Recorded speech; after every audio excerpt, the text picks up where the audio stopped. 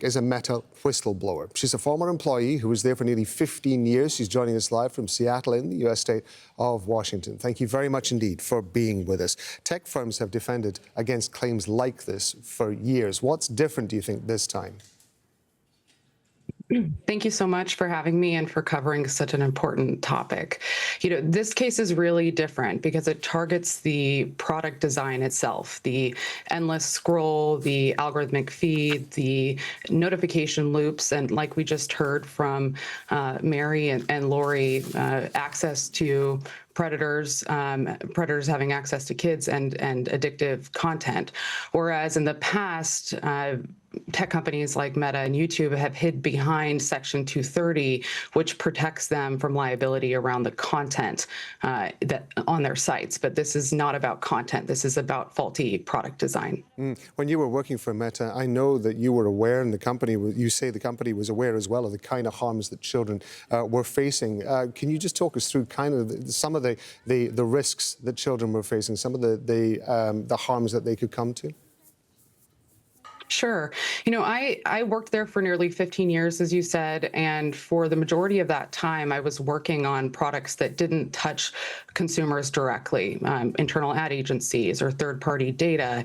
And I knew that the company was optimizing toward engagement, but most people can't imagine a world where there's not a backstop to that, right? Where there's not a common sense place where you would stop and consider the well-being of your customer. In 2022, when I joined the leadership team for Horizon Worlds, which was their flagship virtual reality product, immediately was read in on the open secret that there were kids using this product without using adult accounts, speaking and connecting directly to unknown adults. And Meta was collecting a huge amount of data on these kids without any parental control or consent. And instead of wanting to ensure that the kids were safe and solve the problem, the focus was reducing risk to the company. For instance, we were told to never take any notes or create any discoverable record of anything that indicated that we were aware of this problem.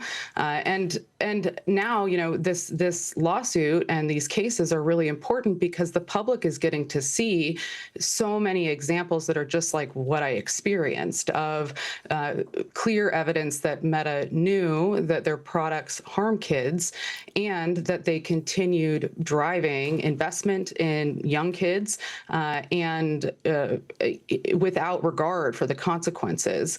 It's all about engagement. It's all about maximizing time. It's all about padding the pockets of billionaires.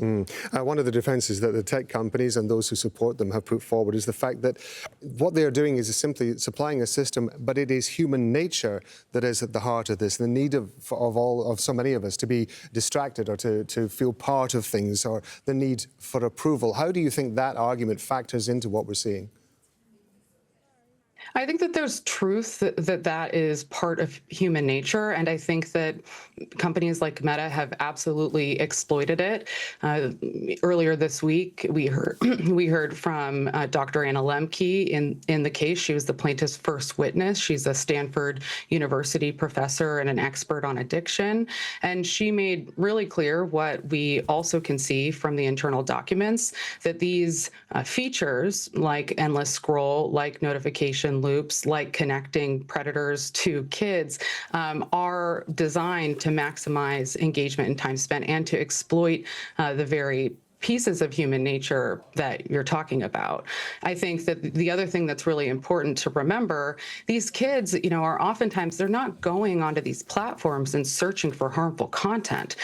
Meta can't throw their hands up and say, oh, hey, the content is here and the kid looked for it. I'm thinking about, a young man named Mason Edens who turned to his algorithmic feed in the wake of a breakup looking for inspirational quotes and positive affirmations. And he was fed a steady stream of pro-suicide content until he took his own life. And so that's not about the content. That's about the algorithm and the endless scroll delivering whatever is going to keep someone scrolling and making money for Mark Zuckerberg without consequence for the impact on their lives or their families. Kelly Stonelake, former Meta whistleblower, former Meta employee, thank you very much indeed for being with us. Thank you so much.